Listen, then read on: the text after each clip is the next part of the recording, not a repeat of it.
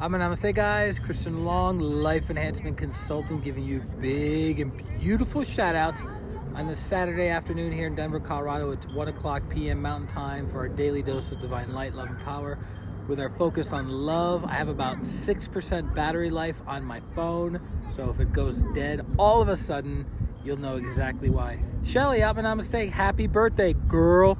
Adriana, Namaste. So I was thinking the love aspect. There's so much that could be talked about the love aspect of the soul. One of the ones that I think is very, very important for people to realize is the self-love aspect. I remember talking with my mentor about 2 years ago on this subject, connecting it to self-sabotage. And I said, so the opposite of self-sabotage would be success. Julie, Namaste, right? Self-sabotage is preventing you from being successful.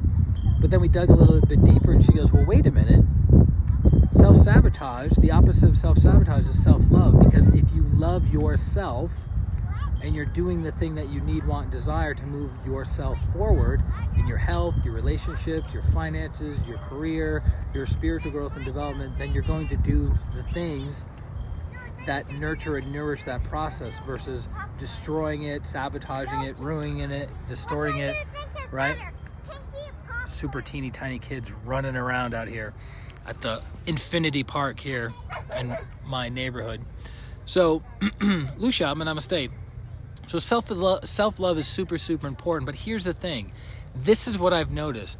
Self-love becomes distorted as excessive boundaries to oneself and to other people. So people make the assumption that self-love means to not be taken advantage of, that self-love means to be very clear and firm with who you are and where you stand. That's a degree of truth, but self-love is more of identifying your value and being kind and loving to yourself, not from a place of aggression and not from a place of trying to protect yourself. Self-love doesn't have to do with protection in the sense of, ow, I just had an ant bite me. Of, I need to protect myself from other people, so I'm going to put up wall after wall after wall after wall after wall after wall. Now I'm practicing self-love. That's a misunderstanding. Because the great spiritual teachers all around the world, modern day and ancient, they were open to the people. They were practicing self-love. They love themselves. Their cup runneth over, so therefore they can share love with other people. But if you're always pulling back and you're always going within and you're always focusing on me, myself, and I, that becomes a perverted version of self-love. It becomes more dealing with negative pride, right? So that has to be avoided at all costs. As Master Choa Koksui would say, negative pride must be eradicated from your system. That's a big, powerful word. Not like, remove it, lessen it, reduce it. No, it must be eradicated from your system. So self-love is very, very interesting. So when you're practicing, Jessica, when you're practicing self-love, you should feel joyful, nourished, sweet, playful, content. And when you interact with other people, you will share those energies with them. But if you're, how many people have heard the term, that guy's being an a-hole or that girl's being a B, right? Joanna, Namaste. Those people are not operating from a sense of love, because when you're operating from self-love and it radiates to other people, they feel your good self-esteem, your good self-worth, your healthy sense of pride in who and what you are. Make sense?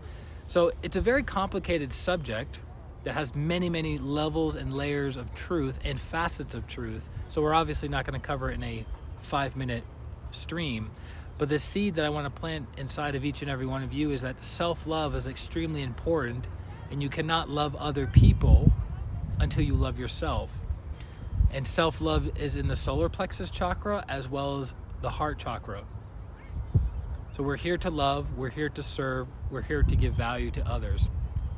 So relating it to love of tithing, right? When we talk about tithing, we say you give 10% of your net income. We don't say you give 50 or 100% of your net income.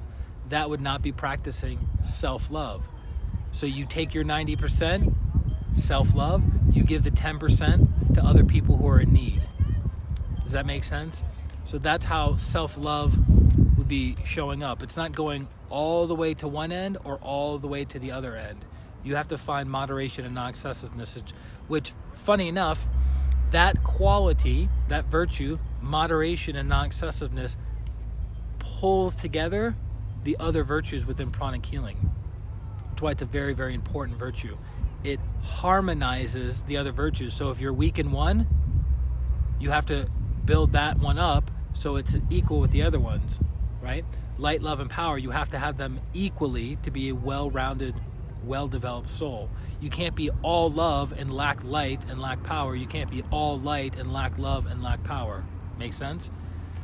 So that's it. That's our little stream for today. For those of you who are in need of healing, feel free to reach out to me directly on my website, ChristianRLong.com, and I can help you out with your self-love, because I've had to go through years of working on self-love.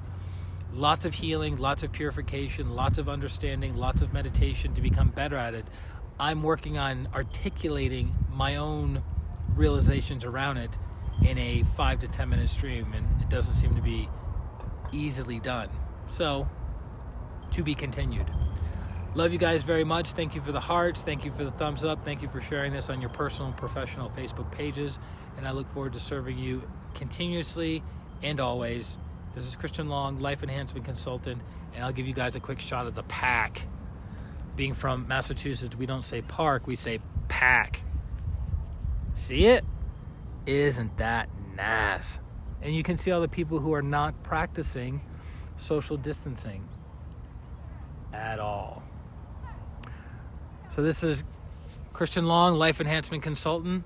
Over and out. Elizabeth, Atma Namaste. I will talk to you soon. Bye-bye.